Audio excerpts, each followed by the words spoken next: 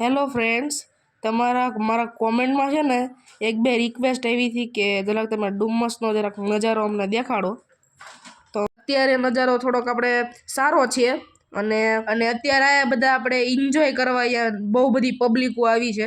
અત્યારે આપણે જોઈ શકો છો વાતાવરણ અત્યારે સારું છે. આનાથી 2 દિવસ પહેલાં આપણે ફૂલ વરસાદ હતો અહીંયા. અને અત્યારે આમ જોવો ટ્રેન છે ટ્રેક્ટર છે કે સમજ નહોતું આવતું, પછી ખબર પડી આ તો ટ્રેક્ટર છે. લે આ અમારે પબ્લિક ફૂલ થઈ ગઈ છે અને આ છે અમારું સુરતનું ડુમ્મસ બીચ.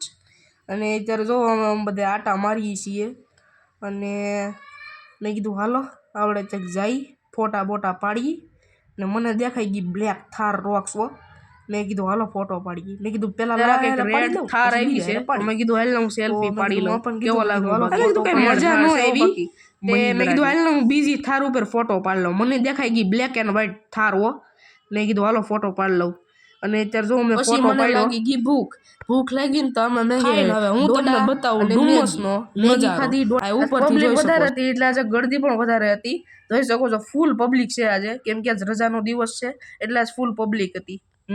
જોઈ શકો છો આ બધા આટા મારે છે અત્યારે. આજે વાતાવરણ હતું આપણે ચોખ્ખું, હતું એટલે તમે આજે બધું હરખું દેખાય છે, ને તો હરખું ન દેખાય પાછું. એમ લાગતું હતું બધી પબ્લિક છે ને આખા દરિયા વહી આવે છે. અને આમ જોવો પવન એકદમ મસ્ત આવે છે.